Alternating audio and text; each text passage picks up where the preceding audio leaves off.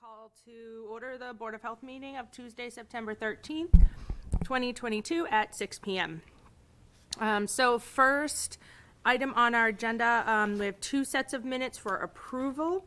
One is from 6/1 and the other is from 8/10. I believe 6/1 was the one when it was just myself and Dave, so we'll have to continue to table that until Dave is present. The other one is our meeting minutes from August 10th of 2022. I reviewed those on by email. Did you have a chance to review them? Yep. Okay, any questions? No. Nope. Okay, so I will entertain a motion to approve the minutes as written of August 10th of 2022. I make the motion as stated. I'll second it. Any discussion? No. Nope. With there being none, I will call for the vote. Dina Costa, member, yes. Terry Singer, chair, yes. Minutes approved. All right, next on our agenda, we have local upgrade or variance request, Meiji Asian Cuisine. This is a request for variance in regards to the acidification of rice. That's a long word. So this is just part of the process of being able to have sushi. So because the code technically doesn't allow like the altercation adding to the product, and you're adding a vinegar mixture to the rice, so it requires a variance. And so I don't think that had ever been formally done. And so now they have an updated HACCP plan. They've been trained on it. They have all the proper equipment. I'm going to be going back out for another inspection sometime in the next week or two, so I'll be checking back in because they have a HACCP plan. Because they do sushi, they're on a quarterly inspection, so we're out there pretty frequently. So this is, at this point, I have no concerns. They've complied with everything we've requested with updating the HACCP, retraining their staff, and everything is up to code, looks good, and they seem to be doing everything properly now. Okay. There's the other sushi place, that's the one in Market Basket. Any issues there with regards to? No, I was out there, I want to say end of August, Okay. to do their routine inspection. And they had everything in place? Yep. Okay. I just want to make sure that I don't know how many other, I think there's Those only are a the- couple, right? Those are the only two sushi? Those are the only two that I've come across so far. Okay. I'm trying to think of when we sign all the food permits, like. Which ones, yeah. I'm pretty sure those are the only two. I just want to make sure that we're all on the same page with all of the local. Okay. All right. So it's just voting to approve their variance to acidify the rice. So they're basically going to acidify the rice, and that's the variance. Yep. Okay. That's what makes, so the sushi rice needs to be at room temperature to make the sushi. And rice is a TCS food, so it's a food that is a potentially hazardous food. It needs to be either refrigerated or hot held. And so by lowering the pH, you're making it so it can be held at room temperature. You're making it safe. Okay. Is that part of the plan that you mentioned? Yeah. Okay. That's the main part of the HACCP plan is the okay. rice. There's also a piece about the raw fish, because you need to have documentation that you've had the correct amount of time frozen, or that you're getting your product, like for instance salmon, if it's farm-raised salmon, you don't have to worry about parasite destruction because they're being fed pellets, while if it's wild-caught, it has to be frozen at a certain temperature for a certain amount of time to destroy any parasites. So that's also in the HACCP, but the main part of the HACCP plan is actually the rice piece. Okay. Interesting. All right. Any other questions? No, I'm happy it's all together now. Yeah. Okay. Perfect. So I will entertain a motion to approve a variance for Meiji Asian Cuisine to acidify their rice. I make the motion as stated. I'll second it. Any discussion? No. Nope. With there being none, call for the vote. Dina Costa, member, yes. Carrie Singer, chair, yes. Variance approved. So they should be all set now, Yep. correct? Okay. Now, is this variance something that they'll have to do moving forward, like on an annual basis, No. or it's a one-time It's a thing? one-time. If anything changes, they might have, like, I can't really think of any change that would require Okay. the variance to be updated or revised, but that would be that, or they stop selling sushi and then they start it again. Then that would be another. Yep. Okay. Or a change of ownership, technically, it should then get Okay. approved again. Okay. Great. Right. Thank you. Next on our agenda, we have 6 Leeward Lane. It's a reduction in a setback for the SAS less than 20 feet to foundation. And also, SAS less than the required 10 feet to the property line. And this is by DC Engineering. Yes. And was anybody coming or presenting tonight? No, Jay couldn't make it, but his main comment was just that this is the best location for the system, because if you look in the backyard, there's a large stream, so you have to deal with conservation, and it's very steep, sloped, and wooded in the back. And so he's kind of squeezing it into that little area. And because the property line, like, it curves in, which is why you're having that setback reduction to the property line. A curved property line. Interesting. What's on the other, is there a what you call it, Like Matt? a road view? Oh, Yeah. right here. There should be one. I got it right here, Okay. yeah. So is there another property next to it? Yes. Okay, so that's, it's not the street side, it's, It is the street side. okay, So it is on this, it's to the right of the house, to the left of the street. okay. And it's like a circle, like around it. Oh, because it's almost like, that's A where it dead is, okay. Had to put it all together. So there's no house here. This is road. Yep. And this is the 6 feet, and then I think it was 18 to the house, right? Yeah, it was 18 It's from the 2. required 20 to the foundation, and then 10 down to 6, so, yeah, there's your Property 6 line. there. Okay. There's that there. But the, I think the application said both, right?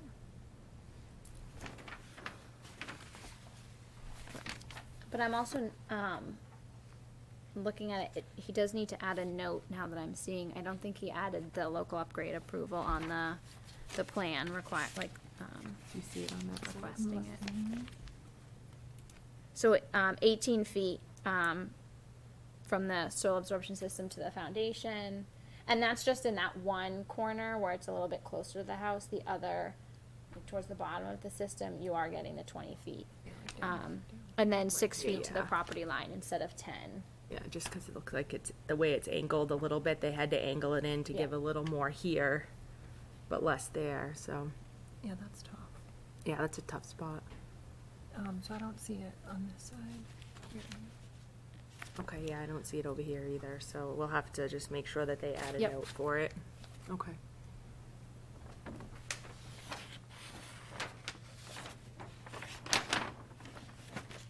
Now, you said that there was a stream in the back. Is that this drainage easement?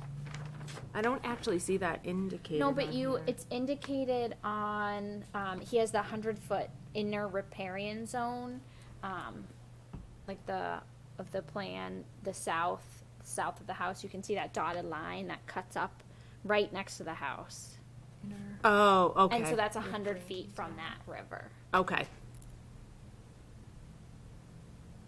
Okay, so that's the 100 feet from there, and it's really close to the house, huh? Okay. Yep. Yeah, there's really not much So they you can't could really have put it in done. the back. No. And you can see it's really strong slope downward. Mhm, yeah, I see that. And this is just a repair, right? Yep. Okay. Any concerns with putting like a barrier or there since it does slope on the downward there, or? They do, right? Oh, is that it? This So it has a small Oh, I barrier. It see. actually does meet breakout. So it's not a slope there, so it doesn't need a barrier. The reason they're putting a barrier there is because of the water line. Because in that one corner, you're getting within a little bit less than 10 feet of that water line. And so that's just an extra protective measure. So they're actually gonna move the water, Oh, right reroute the here. water line. I see it. I know, it's very vague. So it's weird because it's up here, and then it's just looking at it, I can see it right there on that corner, Yep. right by the house. Okay.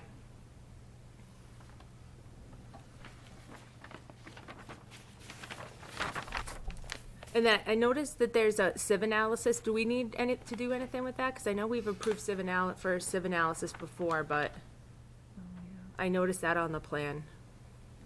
Oh, so, that is, we actually were able to conduct a perk. Oh, okay. So that is just included there because all material that's brought in, you have to submit a Civ analysis for that material to Okay. show it's proper Title V sand. Okay. What you're thinking of is when you can't do a perk, and so you take a sample of the soil and have a Civ analysis. Okay, run. but they were able to do an actual Yep, we perk, so did we're a fine perk. there. Yep. Okay, all right, just want to make sure. All right. Any other questions? Nope. Oh, yeah, this is the perk test data. Yeah, so it's really just adding the local upgrade info onto the plans. You can basically say that Yeah. in the vote. Okay. Yeah, Alright. yeah, make it easy. If I forget, just fill me in. Okay, so, I will entertain a motion to approve, 2 local upgrade approvals, for 6 Leeward Lane with plans drawn up by DC Engineering, submitted by Jason Dubois, received on September 1st of 2022. The first one being, a reduction in, the setback from the SAS to the foundation from the required 20 feet down to 18 feet. And a reduction from and setback from the SAS to the property line from a required 10 feet down to 6 feet. In addition, a notation needs to be made on the plan for the local upgrade requests. There's no notation on the plan, so that would need to be added to the plan as well. I make the motion as stated. I'll second it. Any other discussion? Nope. Nope. Okay, with there being none, I'll call for the vote. Dina Costa, member, yes. Carrie Singer, chair, yes. Approved. There you go. Thanks. All right, next on our agenda, we have special permit comments. So this is discussion and comments regarding a special permit for 27 Industrial Park Road East. Yes, I didn't know if this is something that has been brought to the board in the past when planning has special permits or applications and they request comments. I don't know if normally they do come before the board, so I thought I'd bring it in case there was specific comments that you wanted to be brought up. So I just printed out a couple pages of the plan so you could see where it's going to be located, have a little bit brief background. So currently it's a 1 acre lot, and as you can see on that second page plan of the plans, the second page of that, you have the part of the lot is empty and the other one has a building on it. So the plan is to continue to have that building, have that commercial space there, and that empty half, that is where they would put the battery storage. This is a growing area. It can be used for multiple things. So it's right by the transmission lines. So it's a place where during low hours of energy usage, you can take the energy and store it. And then when there's high demand, you can put it back into the lines. Or for solar, you can also store the solar power there. So in the evenings when you might have high usage, again, you can take from the battery and send that energy out to be used. The one comment that I would have, and they're already aware, 0 Point Development is already aware of this, is that empty space where they're planning to put the battery storage is actually where the septic system for that current business is. So they're aware that they would have to do additional soil testing and move the system. They will be doing that once they get approval from the planning board, so that the hope would be the planning board would put a conditional approval, and part of that condition would be that they would need to move the leach field. So they are aware of that. That would be the biggest thing that jumped out at me. I know that in the past regarding solar, the board has had multiple questions regarding like lifespan, and so I followed up with that, and the lifespan of batteries is 15 to 20 years. Once that's over, they actually go to a recycling facility and are broken down into raw materials. They have a decommissioning plan for the battery storage. The planning board is going to have a noise study completed. Okay. They're going to have a peer review of the stormwater. Trying to think what else. They have a bunch of maintenance plans regarding plans for fire. I mean, Those would be all of our questions, Yeah. would be, yeah. and so I mean, especially the technology that they have now, they have they're all with sensors, equipped with all these different sensors that if one little thing is off, it alerts them and they send somebody out. They did say regarding a spill, I asked them about that. The batteries are in solid state and are liquid cooled. There is a containment area on the bottom of the container that is capable of holding 240% of the cooling system's capacity if it were ever to leak, and then they would be notified if there was a leak with all of their sensors. They've met maintenance plans for any overheating and fire prevention. They have submitted a whole protocol about what their fire prevention protocols are, fire department submitting comments. So I just wanted to bring this in front of you to make you aware and see if there was any additional comments that you wanted to provide to the planning So board. the property, the building there that you're talking about, is that owned by them, or is that It's owned? a different owner. It's a different owner, and I'm sure that they're aware of everything, and, Yep. okay, and they're working with them? Yep. Okay. Yep.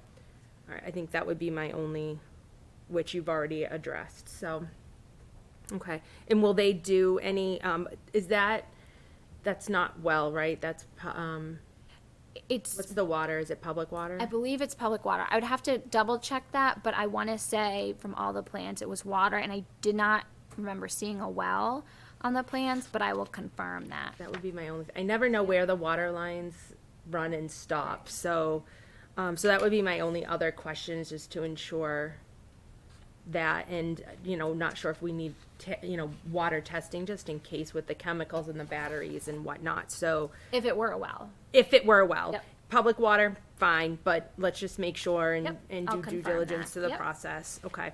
Yeah, I think, usually, these types of site plans will come to us for just an informal review.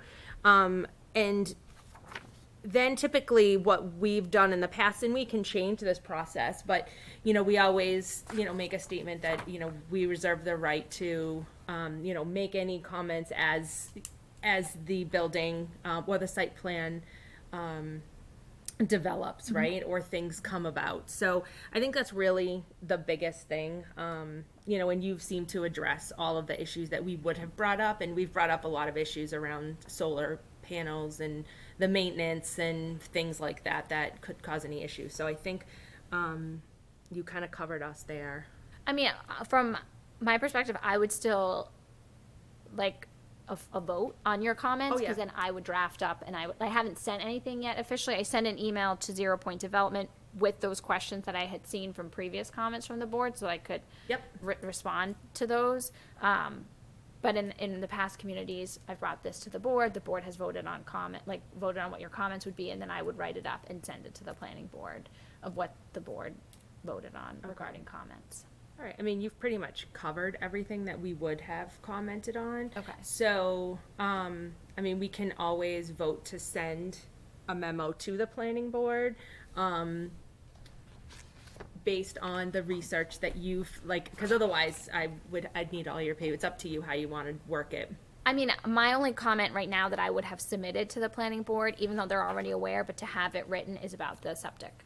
That's Okay. the one thing that I Okay, would so we include can in the do that, memo. and then to ensure that, that it's on public water versus, well water. So they know that they'll have to move the septic, is that correct? Yep. Okay. Yeah, and then I'll also include in your comments that you still reserve the right to make those Yeah. additional comments as the project progresses. Absolutely, because things can change, and, there may be, alterations in the plan and things like that that may have to be brought to our attention, so. Okay, what do you think? Yeah.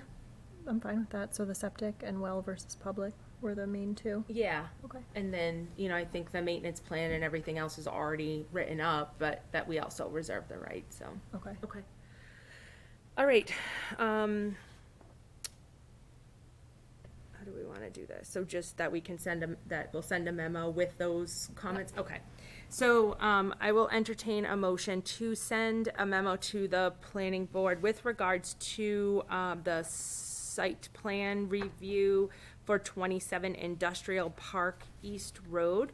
The comments that we would like included in the memo would be with regards to the movement of the septic system for the commercial property that is on there, as the battery storage shed or building will be located close to or on top of the current existing system.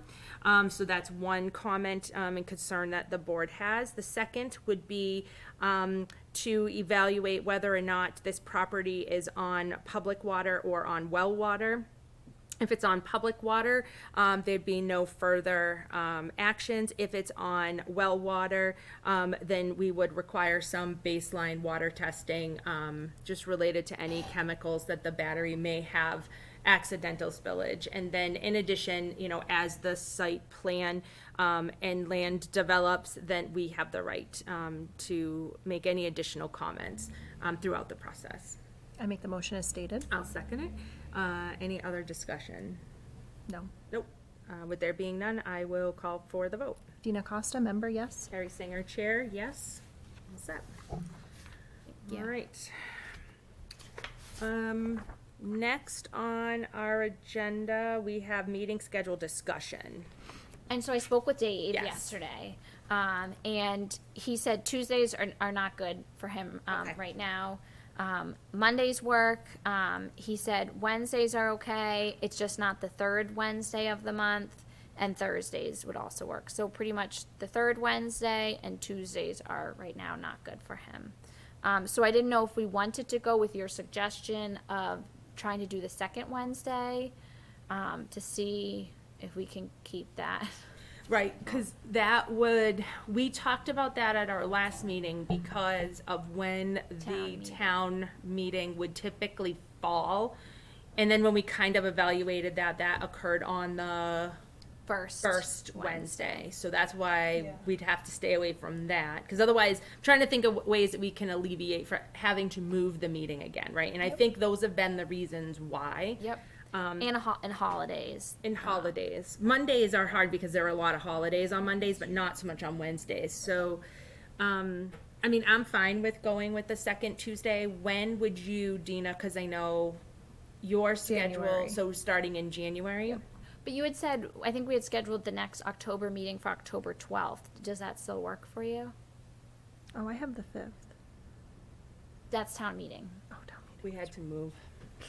That does not. I'm working till 7. And that was a Tuesday or a Wednesday? A Wednesday. And that's the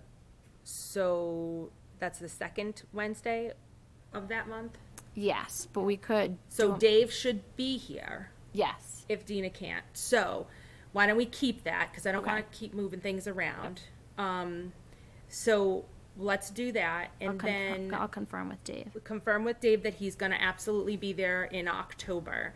So then for November and December, It would be November 9th and December 14th. which would be, are those the second Wednesdays? Okay. And is that what you have, Dina? No, I requested all the first The first Wednesdays, because that's what we were doing.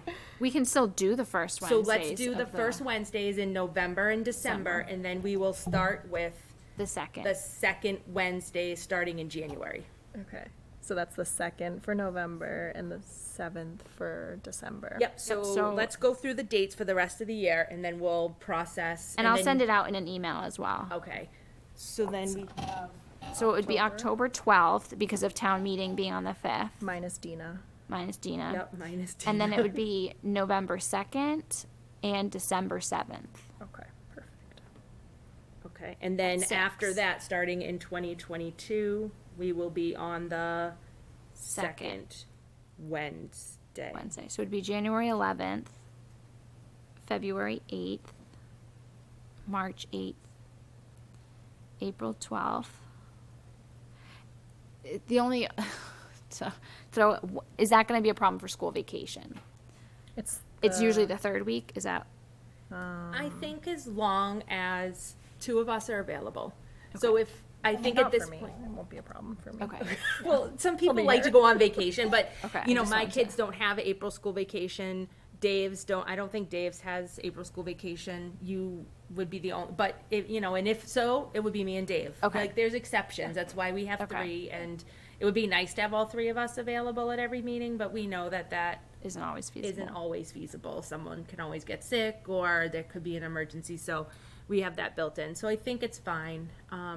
So yeah, just, so we have the plan then. If you could just send an email out with all the dates for 2022. Yep. We'll make sure that we have it, and then Dina, you should be all set with your schedule Yep, starting I'll put in it in, January. yeah, no problem. Okay, So, perfect. yeah, the second Wednesday. And then, so if for October, if for some reason Dave can't make it the 12th either, maybe we can find another day. We'll evaluate it. Okay. We'll figure it out. And, you know, I think if we need to, we can try to either reschedule it, or if it's a lighter agenda, we'll just move it. hold it over to November 2nd, where there's only a couple weeks in between October 12th and November 2nd. Yeah. So let's just kind of see how the month goes. True. Sounds good. Does that work? That works. All right, I'm not gonna stress about it right now. So It's October's problem. that's October's problem. See what happens. At work, we say, that's a tomorrow problem. Yeah, exactly. Tomorrow problem. Yep. That's a morning issue. That's what I say. That's a morning issue. When I'm I out work of nights, this. it's a morning issue. Okay, perfect. So that and that will work for you, and you'll communicate with our friends to make sure that we have someone available. Awesome. And it'll probably be in the library Okay. Wednesdays. All right. Just because FinCom meets a lot of Wednesdays, and so the space is taken. Perfect. Okie dokie. All right. Next on our agenda. Oh, I've been looking forward to this. Biological safety regulations. So you have two documents. The first one is with our letterhead. This is kind of what I took Burlington's version. Okay. The items that you have highlighted, I've taken from Bedford. Those were two of the newer regulations that I found. Burlington's, I think, are from 2020 actually, and Bedford's are from 2013. I spoke with both communities about kind of what this means, what their oversight role is, and I got some really great feedback from them. There was a couple of, from what I have given to you, there was a couple comments, like tweaks that I was gonna recommend on top of what I had provided, based on my conversations with Bedford. Right now, we don't have anybody that would fall under this. This is to have in case we have any biotech interested. Okay. And I don't know if either of you had a chance to look it over. Not to the extent that I would have liked. Let's Okay, put it and that that's totally way. fine. And I assume that this discussion would continue. It wouldn't Yeah. just be tonight, because I'm sure Dave has some input as well. I think my first question that I wanted to start with is kind of the purpose, in that section it goes over the different risk groups and biosafety levels. And Burlington doesn't allow the biosafety level 4. So those are like diseases that are very high risk, right? That, like, biological weapon diseases. Here, I have a definition. Give me 1 second. So I haven't come across a community that allows the risk level 4. So they're agents that are likely to cause serious or lethal human disease for which preventative or therapeutic interventions are not usually available. So I haven't found any that allow that. Burlington's, and what I kept in the regulations that I put on our header, allowed 1, 2, and 3. However, some communities like Bedford also don't allow risk group 3. And those are agents associated with serious or lethal human disease for which preventative or therapeutic interventions may be available. And there's a whole list of what kind of diseases those are. Actually, coronavirus, SARS, associated coronavirus, is a risk group 3. Really? West Nile, yellow fever, monkeypox, I was going to say, prion where's monkeypox from? diseases. They're all level 3. They're level 3.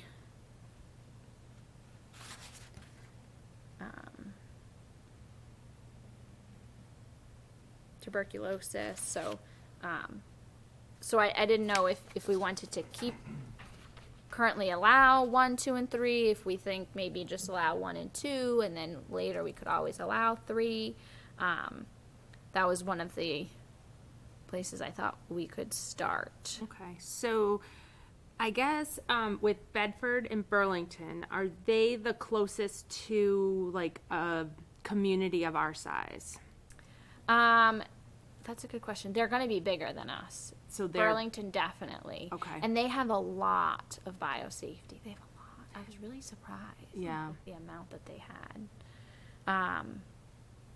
They were ones that I found that were fairly up to date. Okay. And one of the feedbacks that I got from Bedford, and so I have included in the regulations, is that these businesses that come in, biotech, that they, in our regulations, we have it that we could also charge them to hire an inspector on our end with the background, the expertise to do those inspections. So Bedford has that because they just have so many in volume, and people that really have a better idea of everything that is involved. Yeah, I saw that in this draft.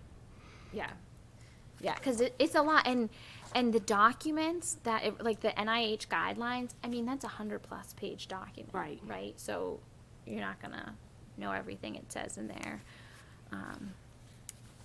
So with regards to each level, you stated that each level is defined. Yep. Is there a way that we can add those definitions? I see biological risk group, but I don't see it broken down by each level. Yep, I can definitely put it in there. It What do you refers. think, Dina? You'll see in a lot of places it refers to those NIH guidelines. So it's Okay. just taking you back to the NIH I know, but I'm definition. just wondering, like, that's probably the biggest thing, because, we're going to be talking about, like, 1, 2, 3, excluding 4, but I think for people coming in, I think that would be a good thing to add just for definitions, would be what is the definition of 1, 2, 3, and 4, Okay. and that's it. Because the NIH guidelines are long, but that would be something where it's specifically noted in here that we're excluding one of them. So I think it would be helpful to at least have those definitions in there, especially for somebody who is looking at the regulations from just a Layperson. yeah, Yeah. exactly. Do you know what I mean? Because if a layperson's not going to go to NIH, they're going to say, well, what are you talking about with BSL-4? It's not in the definition. And yeah, you have biological risks, but just to tie that together. It's fair, yeah.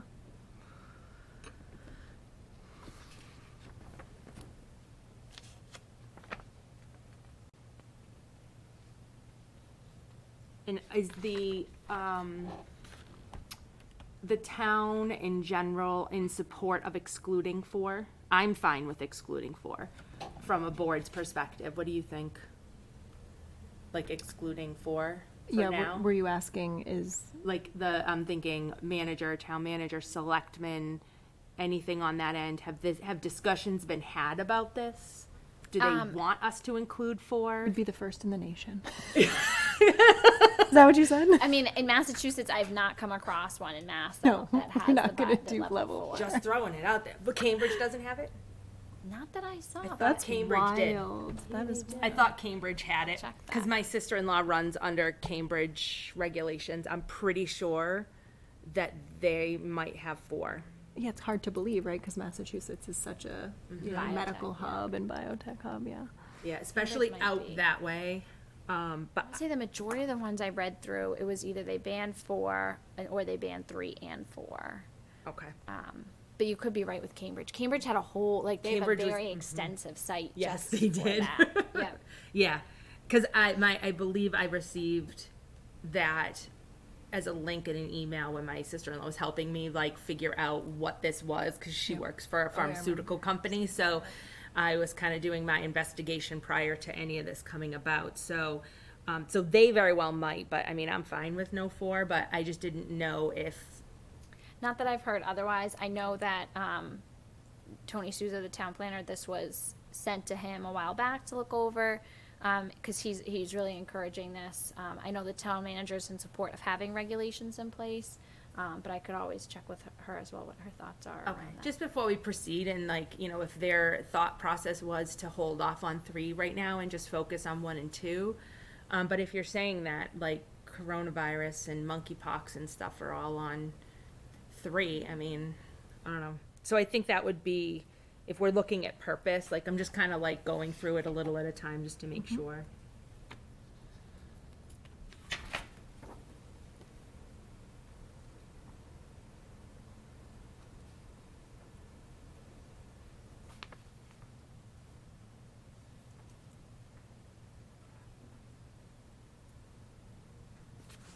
So Rika, is biosafety level and risk group the same?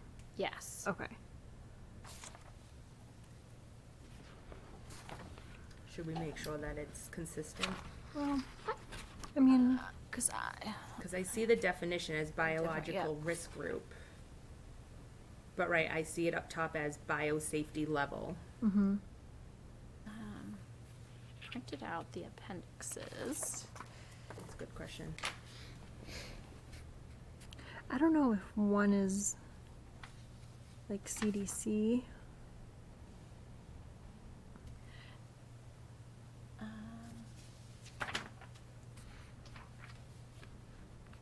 The NIH has it as risk group levels. NIH is risk group levels? Yeah, and I think, is it CDC that calls it the biosafety level? Oh, that's physical containment as defined. So that talks about Okay. another appendix that goes over, depending on the different risk group you're in, what biosafety level is based on the risk group, and that's what you can do. So like the higher the risk, you'll have the specific filters. You'll have to like dress before you go in and out. Some you even have to shower. Right, the higher safety levels you have to certain clean, like how much you have to clean, wipe down, who's allowed in, who's not allowed in. So that's about physical containment is what biosafety level refers to, while biological risk group is like biological pathogens. What pathogens fall into it. So within a risk group, you could have different biosafety levels or containment? My understanding is that risk group 1 would pair up with the physical containment for biosafety level 1. Okay, got it. Because I see the definition of biological risk group and then biosafety levels. And then like underneath there, we could put the definition of each level. Okay, I get it now.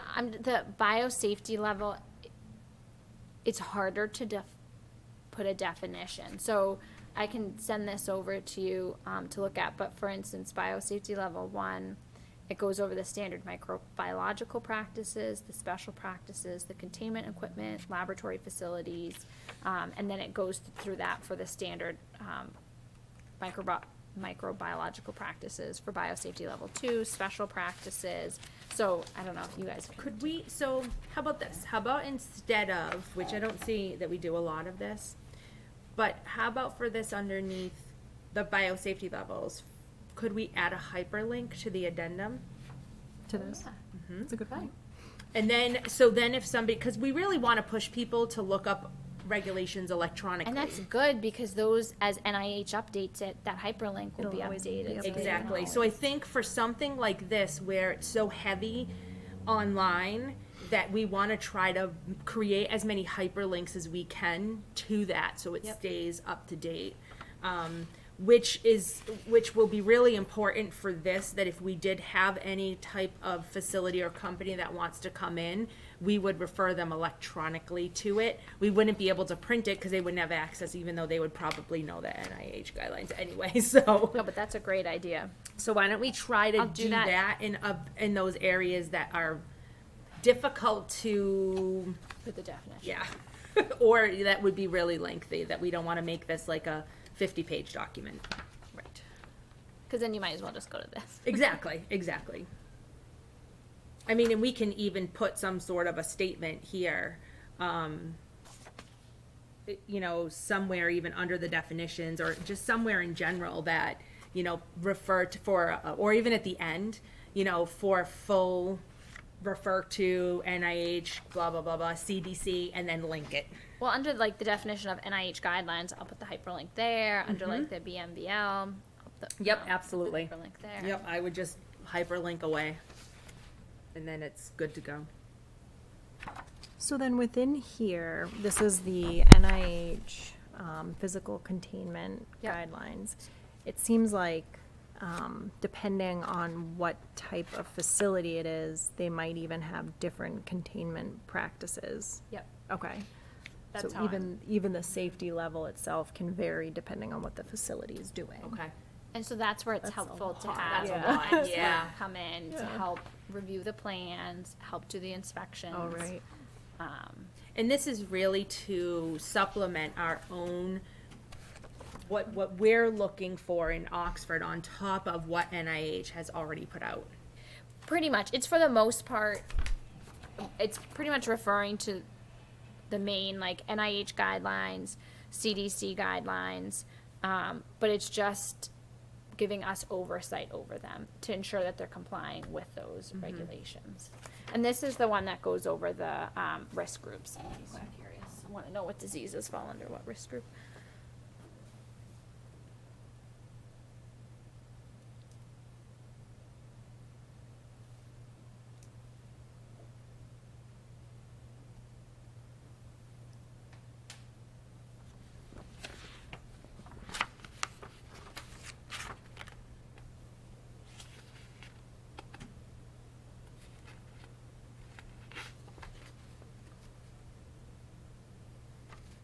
Look at all these appendix. G2B3A1. Right, so it's like if you're doing this, then you have to also wipe down the counter every day, right? Yeah. G2C2J.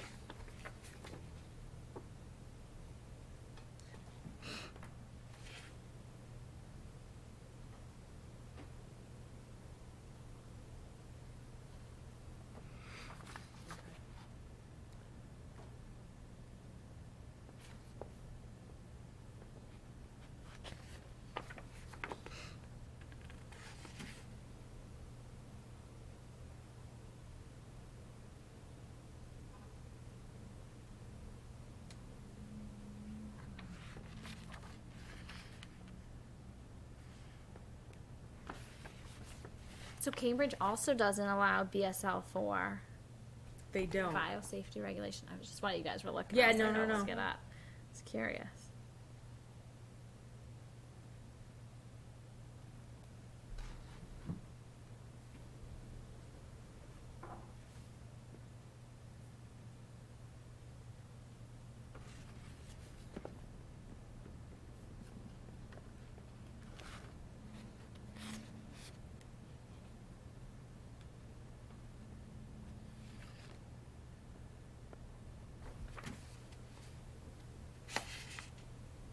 Yeah, this is very, very detailed. Yes.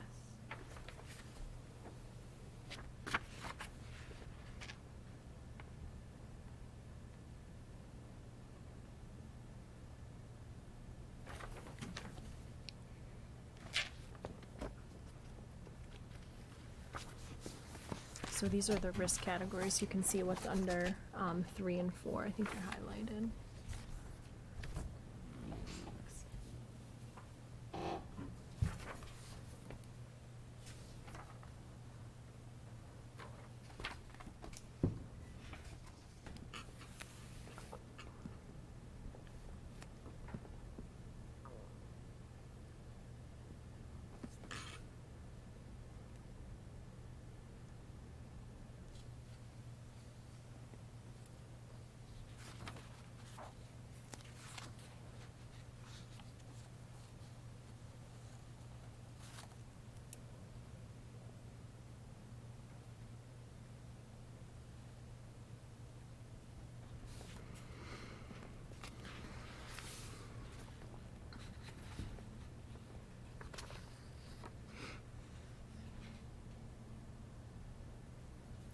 Coronavirus is level 2, risk group 2. I think coronavirus is like the cold, like the common cold, but COVID-19, I think I saw under 3. Yeah, SARS, the SARS. The SARS is under 3. I think so. Influenza's under, herpes. Under 2. Yeah. Oh, there it is, the SARS-associated coronavirus. Okay.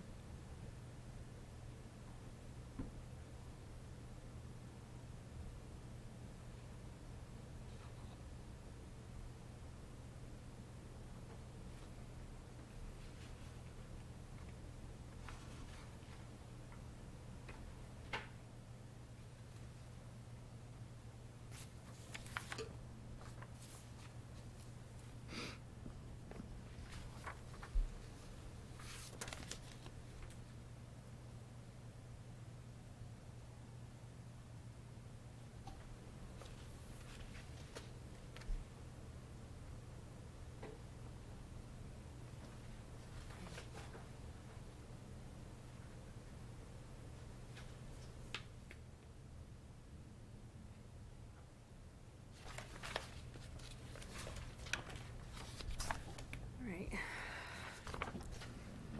Thanks.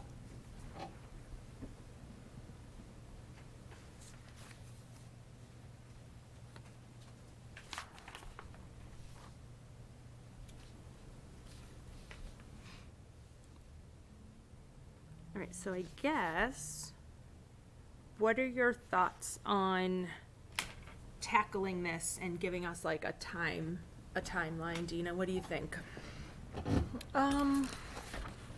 So if we know our levels, because a lot of this talks about 1 through 3, then that might be helpful. But I mean, maybe just going through the definitions and, you know, some of the, I mean, it's not very long, honestly. I was gonna say we could break it down, but it isn't very long. Okay. I mean, and we can just add it to our each agenda Yep. and just tackle a little at a time. I mean, even just this little bit, we Yeah. already talked about definitions and hyperlinking. And I'll edit that for the next one. Yeah. Okay. The other question that maybe we can briefly tackle tonight, well, we'll see, is the IBC. So that is the Institutional Review Board, is that Institutional Biosafety Committee. And so I was like, what is this? This was one of my big questions for Burlington and Bedford. And so that's kind of, so for each biotech permit that you have an IBC, and it's made up of different people. And so on the 3rd page, it starts to go over the IBC and who shall be on it. But the main leader of the IBC is the principal investigator, and I believe there's a definition of principal investigator. I saw that. And they're actually, they work for that biotech company. Okay. So they're the ones that are knowledgeable about the project, what they're doing, and they're the point person. So the IBC, the idea is they meet annually. In here, not what I've given you guys, but after my conversation with Bedford, I was thinking about maybe tweaking that meet no less than once a year. That's on page 4, to meet on a routine basis, because they have found that some of their biotech companies, nothing changes, right? So they're doing the same thing every year. So the IBC might not need to meet every year to discuss, you know, any changes or to come together because there are no changes. So just kind of meeting when there are changes, Yep. if anything comes up. And so different communities have different, and so you can see on my comments, different people as part of the IBC. There's always the principal investigator. It's good to have a community representative. I believe, and that's the tricky part, is finding community representatives, because if you have multiple biotech companies, you're gonna have multiple IBCs, you need a community representative on each. So a lot of times it ends up being the same community representative on all the IBCs. Sometimes you have the board member being the community representative if they so choose. But And that's why here it says include at least one member of the Board of Health or designee. In the communities I spoke to, they a lot of times had a staff member from the health department, whether it's the director of public health or one of their designees, or 2 members designated by the Board of Health to represent the community. One shall be the health director or designee, and the other a member of the Board of Health or a community representative. So I didn't know how you wanted that verbiage of who you wanted to be represented on the IBC. If that makes sense. Yep, no. I mean, I like the idea of pushing it out to the community to see if there are interested or expert residents who have an interest. Obviously, that's the best way to go. Agreed, Yeah. But like you said, that could be hard if we had more than one. But I think it's worth a try, so keeping that part in.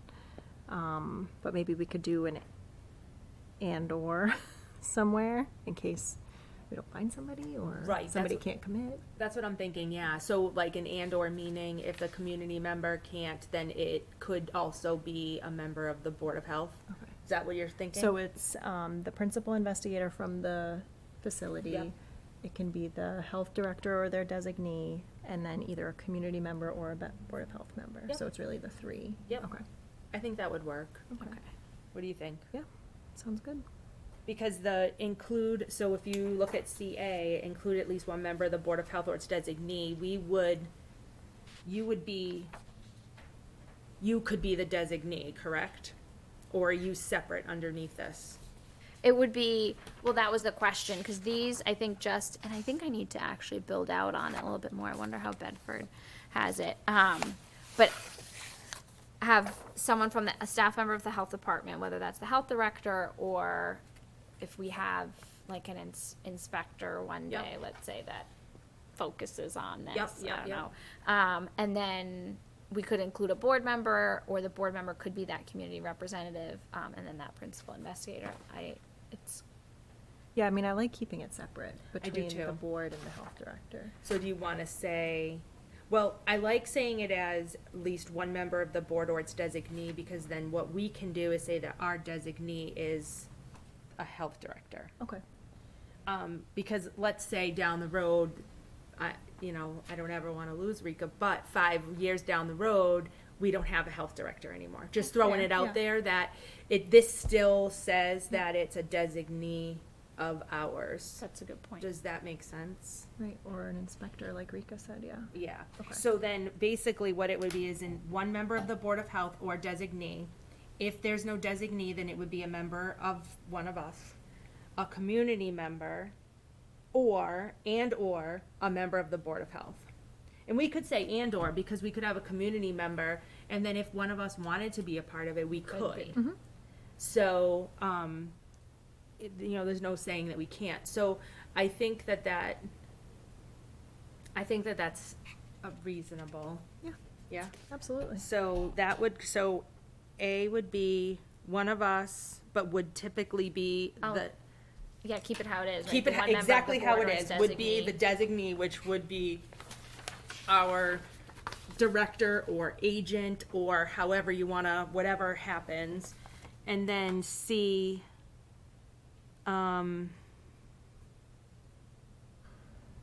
might split this one off a little bit. So C, just say, Yeah, it doesn't really. It's It doesn't funny. flow. I was looking at how That doesn't Bedford flow. did it, and they didn't really do it either. They didn't list out specifically. I would say that the IBC shall consist of, and then say CA, and then List out. the Yep. community members, Yep. and then break it down, like take B, where it says they'll meet and then just add a whole, like, don't include that in the ABC. Does that make Yep. sense? Yep. So, like, C would be, however you want to word it, but you know what I'm talking about. Yep. Make it a. Yeah, I just don't think it flows right.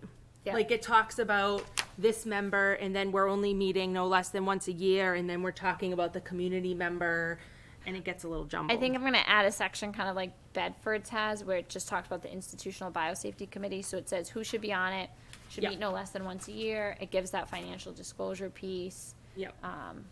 Yeah, so Yeah. I'll make that Okay, look a little I bit think nicer. that would flow a little bit better there. Yep. And is that typically all they have on there? Is it just like a 3 to 4 person committee? So if it's the principal investigator, a community member, a member of the Board of Health? Really, if you think So- about it, that's 3 people. They had a few, what did they have?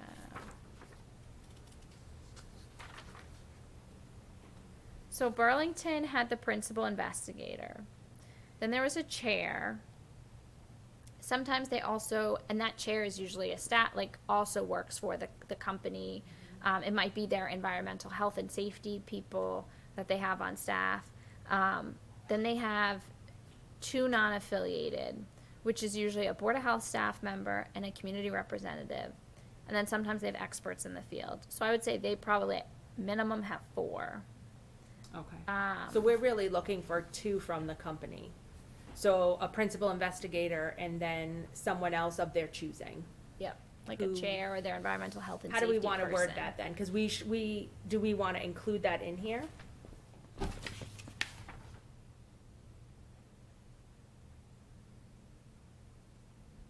We talk about the principal investigator. But I'm wondering, like, when we state who the committee members will be, if we're clear about that, the principal investigator of the institution, I don't know how you want to word it. And any other, or any other, Experts in the, environmental health and safety staff Not or, from the though. organization. no, not or, Okay, and. just and. But I would like to see at least, maybe some language in there to say at least a minimum of 2 from the company. Okay. Do you know what I mean? Because I think they should have at least a couple of people there. So the PI will always be there Yep. because that's the person who is conducting the research. And then, Whomever else they, and someone And. who is their designee. it's hard because we wouldn't know what their role is to even Right. define it, right? So could we say their designee? Yeah, we could say, and their designee, or and their something. There's another word there. Yeah, not designee, right? No, designee would be In a place of replacement them. of that. Well, wouldn't it be or designee if it was? No, because we want at least 2 from the company. Right, so couldn't you just say and designee? Wouldn't that apply both of them? So the 'Cause principal, if it's a replacement, then it would be or, right? Yeah, we're saying not a replacement. we don't want to replace. Right, so it would just be, you could say and their designee, right? Because then it's principal investigator and who else they designate. Yeah, maybe. We could say that. I guess that The might work. and. Else they designate, yeah. Let's change it and put it down in paper, and then we can. With a side note that we want 2 from the facility. Yeah, Okay. yeah. There might be a better way to. But yeah. Wording comes to us over It time. does. We just It gotta does. slap it down It on does. there. I mean, look, we've need to gotten really see it far in there. tonight, But yeah, I think if we're gonna have 2 members from our community, they need to have at least 2 Yeah. members from their community. Yep. Okay. So I think that works. Yep, that And then works, and we'll make I like the change that you stated too about meeting no less than 1 year. I think we should do it, meeting, an initial meeting, and then whenever changes occur, to then meet, or, So meet on a routine basis as changes occur, or as I think routine basis. basis as needed? I think so. And then the only other thing that, may be something to think about is if, let's say they don't have changes for like 3 years, right? still- They still should be giving us something via some sort of communication that, we've reviewed our. That'll be part of their permit renewal, because they have to provide a lot of Then documents. that's fine. So part of that permit, we want to make sure that that's included in there. So if there are no changes, then we know we don't have to meet. If there is, then we need to meet. Okay. So it'll be reviewed on an annual basis with their application. Yeah, I like that idea. Or 'Cause, permit. what would we talk about if there were no changes? Right. Okay. And they would still have an annual inspection. So there would still be like somebody on site confirming that there have been no changes. Right, okay. All right. It's not like you're losing touch completely. Right, It's really- exactly. And the IBC, so the way it was explained to me is that the best flow would be to have like a plan review submitted, have that reviewed, and then form the IBC, because the IBC kind of has to vote on, and they bring to the board, the IBC brings to the board the permit application, and they kind of give their guidance, their recommendations. So you really should have a plan review already submitted Okay. and reviewed before the IBC forms, so that a lot of things that could be addressed before the IBC meets is already addressed, if that makes sense. Yep.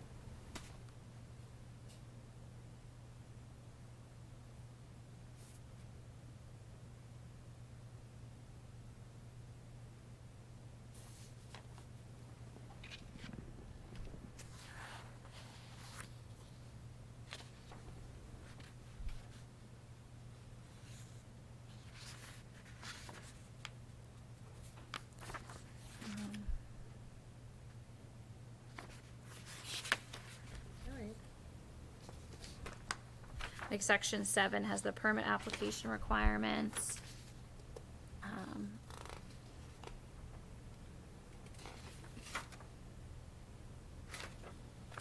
It says,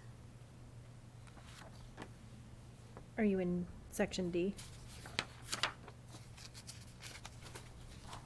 No, she's on page, it's page 5. section They need to be 7. labeled. So like if we keep going, we're on Yep. letter D, which talks about, Seeking Permits, permit yep. approval. yeah. Okay, so we've gotten a few things done, which is good. So I think let's, Make those revisions make and those look at it. revisions. We'll send it out once those revisions are made. We'll have an opportunity to review them in detail. And then at the next meeting, we'll review what we've already gone over just to make sure that it's what we talked about, and then proceed on to the next section, and we'll just keep going from there. Does that work? Yeah. Just one last thing, if we're Yeah. thinking about the links, so one of the links we wanted to do was the CDC, one for the, Biosafety, the BMBL. And then the other one was the NIH guidelines for biosafety level and risk groups. Yep. Okay. Yeah. So to start maybe with. just, throughout, we can. Yeah, I have- think have that's it probably the linked. best thing to do. Beauteous. Like that. Love it. All right. Sounds good. Hey, that'll be fun. Keep those. All right.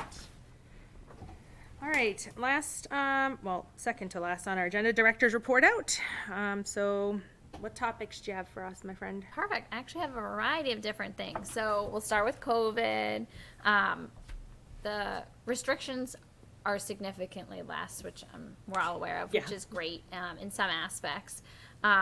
Our percent positivity is still creeping up a little bit, and schools are back. So I haven't heard anything crazy from Amy yet, but I'm sure we'll be getting reports of what from Amy and Kathleen what the school year is bringing. We have been giving out some tote bags with some hand sanitizers that we'd gotten and test kits, so those have still been being distributed, so that's been great. I got another email from DPH. They are sending us more test kits. So okay. I am taking some, but they wanted to send us like 18, like they just wanted to send us a huge amount that we wouldn't be able to go through. But we cut that down about half, because I want to have, I want to be able to use them. We are also getting some additional PPE, because you just can't say no to PPE, you never know. Yeah, I know that's. So those are going to be coming in the next couple of weeks. So that's kind of the big COVID news. We're still getting the wastewater reports. Again, the numbers are still like high. I feel like it's high but holding steady. It's not continuing to rise, but it's also not continuing to drop. Can I, just to go back on the testing kits, just to throw it out there, there is a fall festival coming up that will be at the Common. Yes. That might be a Oh, great let's- place to set up a table. So I'm also going to be setting up, we have some bags, so we'll work on getting that. So that might be a good thing. There's also a Public Safety Day on October 9th. And that's a Sunday of the Columbus Day weekend. The rain date is October 15th, the following Saturday. That's during Fire Prevention Week as well. It's going to be 12 to 4. And so I'll be there as well. So I was looking to distribute some there too. I also, Amy has been doing a lot of working on trying to plan a flu clinic. So if we're able to get that organized, I would also look to maybe distribute some at the flu clinic, Yep. some of those bags and tests. But Fall Festival, it's a great idea. I just saw the flyer. Can't remember when I literally It's just on saw it on Sat- social media. It's on Saturday at Joslin Park, I believe. It's this Saturday, correct? Yeah. Yeah. Perfect. So Amy's working on the flu clinic. There's a couple other things she's been working on, so she's great to have her on board. She's checking Maven and dealing with all of that. Okay. Shared services. We have Sarah, who's on board as the new public health nurse. She and Brianna are doing contact tracing for COVID. If they need any support, Amy is there to help them with that. And then Eileen is who we've hired for the community health coordinator. I'm not sure if she's started yet. She actually comes from Auburn as the assistant director there. So my hope is she already knows the community. She has an idea of what the purpose of this grant is, so she'll kind of be able to hit the ground running. We are looking to complete the community health assessment with her, like have her continue that, but also have her be a person for resources. So when we have hoarders and people that might need some services, that she can also be the point person to help assist with that. Okay. You hopefully have all gotten emails from DPH about the baseline capacity assessment that's being sent out. So that's part of the shared services grant. The state, everybody who's involved in one of the regional groups in the Public Health Excellent grants, a survey is being sent to the communities to get an idea of what resources communities have, what communities are doing, if they're meeting all of the requirements. It's not to say, oh, you're not doing this, why aren't you doing this? It's just to get an idea of where more funding is needed, where more resources are needed, where more support is needed. So I got one already, and then I believe you guys, I think you might have just been notified that this would be happening, and then all staff at one point are going to get an email as well, like Amy as public health nurse, all our Steve as food and Steve as septic. They should be getting emails as well for brief, much shorter surveys to complete, just to give the state an idea. So that's been starting to roll out. I also just wanted to give a quick tobacco update. I got an email today that apparently there was 2 sales to minors, Market Basket, Pine Ridge Country Club. I've been trying to get in touch with her about previous violations. So she finally responded, because I said I thought Market Basket had a violation shortly before I started. And she said they did, but they can't find any documentation that anything was ever mailed out to us. So this will be counted as Market Basket's first violation in the last 36 I was going to say, months. I don't remember. I don't remember seeing. It was never received, Yeah. and I had followed up, and I think Okay. they've been pretty overwhelmed. So hopefully these will get mailed to us, so that's probably going to be an agenda item. Okay. So that would be Market Bat and Pine Ridges first? Pine Ridge Country Club, yep. I am a former intern of mine, now works for another health department. She's working on her MPH, and she's doing her practicum for me virtually, so to say. So she's helping us apply for, so the FDA has the retail program standards. I think I've talked about it a little bit, how we now inspect our restaurants based on kind of risk categories. So that's part of the retail program standards. Each year they have funding available. So she's working on, working with me to apply for that. So that's going to be submitted by mid-October, and we should hear by the end of the year. I anticipate us getting the funding, but we'll see. We're going to be working on getting ourselves, a self-assessment needs to be completed, a comprehensive strategic improvement plan, kind of an idea of like where our food program is at now, and like what goals we still need to reach. Those are 2 important things to have completed in order to get bigger funds next year. And then work on another one of the standards, foodborne illness policy investigation in case there was ever an outbreak. So that's what we're applying for the funding for. And then I talked about the Public Safety Day that's coming up, and then town meeting is October 5th at 7 p.m. So those are the main office updates. Any questions? What would the FDA grant funds be used for? So the to have somebody complete the comprehensive strategic, I think it's improvement plan. I have to. It's the CSIP is Okay. the acronym. So it'd be funding to have that done for us. Laura will do the self-assessment for us as part of her practicum. So in addition to applying, she'll complete that for us because that actually. So this funding is for next year, so January 2023 through December 2023. And so the self-assessment, I signed us up for the standards in December, and you have 1 year to complete the self-assessment, so she'll get that done before December, Okay. the self-assessment. So that part will be done. And then the other part is to work with there's like a mentor-mentee program that you can do. So you get paired with another health department throughout the country. They generally try to keep you within the same area. So I anticipate some health department in the Northeast to help us develop that foodborne illness outbreak investigation policy. And so again, I can use those funds to hire somebody to help work with that mentor with obviously input from me, but to work on getting it done. Okay. So it's pretty much taking that off our plate to do and outsourcing it.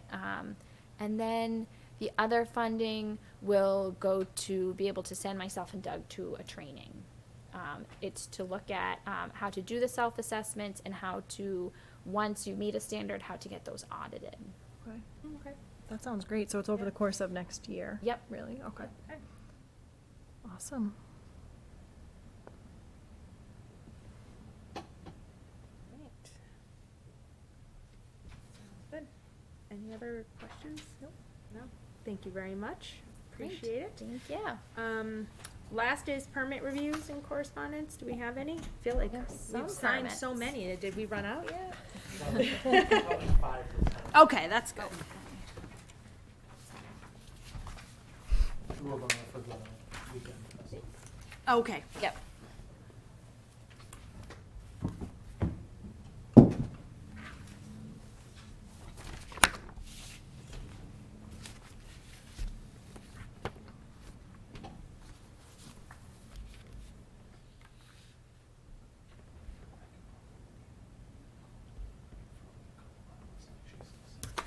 Because we'll talk about it, because that might be.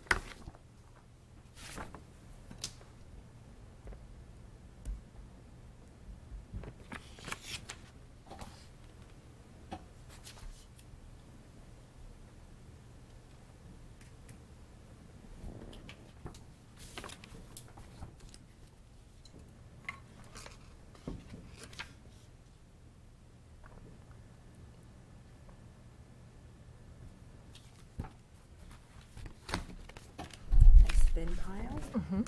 Thank you. My hand doesn't even hurt. No. Thanks, All right. So our next meeting will be on October 12th October 12th. at 6 p.m. Okay. And that will be at the library. at the library. You'll send out Yep. that. Perfect. All right. Good. All right. So I will entertain a motion to adjourn the Board of Health meeting at 7:15 p.m. I make the motion as stated. I'll second it. Any discussion? No. Nope. With there being none, I call for the vote. Dina Costa, member, yes. Terry Singer, chair? Yes. Meeting adjourned.